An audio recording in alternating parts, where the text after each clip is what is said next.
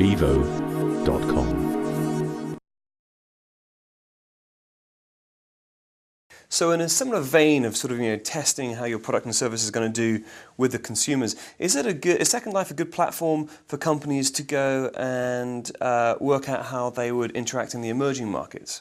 I think there's two answers to that. In the short term, the emerging markets are still, in many cases, they don't have the technology required to really do Second Life well. That said, there are some places in emerging markets, and personally, in my job now, in my less busy job, not as CEO, I'm wanting to focus a bit on this myself. I think that in the places in emerging markets where people do have adequate computers and broadband access to run Second Life, there are incredible opportunities for individuals, because you can make money in Second Life, of course. There's some 60,000 people doing it now, and you can do that without any sort of concern for geography, and certainly, little concern for your own personal details, other than your suitability for working on things.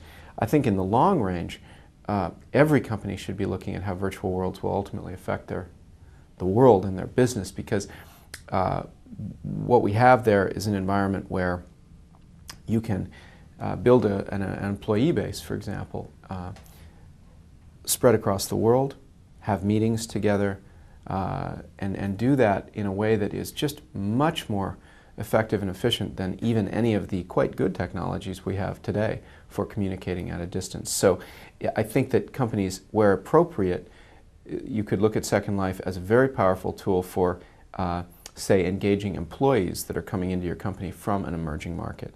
I think reaching out to emerging markets from a product marketing and product sales perspective, it's probably quite early to do that. Something to think about, but not something to actively invest in until there's a substantial base of people using it there. So the barrier for the virtual worlds like Second Life at the moment and getting into emerging markets is simply the broadband technology that's there as an infrastructure right now? I think so. For example, India today does not have a good deal of broadband. So that's the big challenge. China does not have has challenges with unregulated access to internet, although the broadband provisioning is in some cases quite good. So there seem to be different things in different markets that affect them. In terms of global rollout of Second Life, I understand that the geographical markets with a lot of rain is actually quite good for the deployment of Second Life? The only thing that we've seen is that, statistically, is that certainly when you're using Second Life, the real world, if it's beautiful outside, for example, is in some ways a sort of a competitor. We sometimes laugh and say, well, what does Second Life compete with? And it's like, well, it competes with real life. We're and I think this is incredibly powerful and compelling, we're offering people an alternative in many ways to doing things in the real world. And this is fascinating, whether you're talking about business or entrepreneurship or just personal learning and discovery.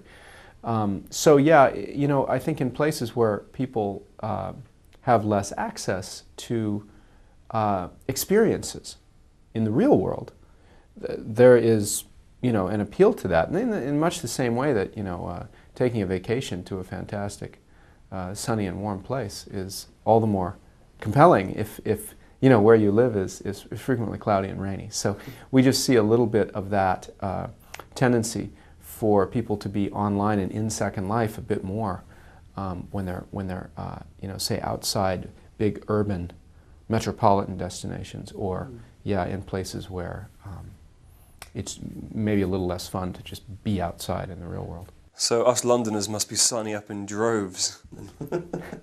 Well, the UK is of course, I believe, our number 3. So is it? Yeah, okay. It's a big market. What's number? Indeed, one is USA. Number 1 is the United States, and number 2 is Germany right now. The use of Second Life is remarkable. The international usage of Second Life, that is non-United States, is close to 70%.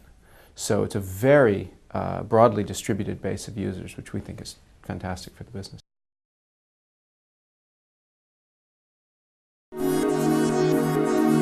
bevo.com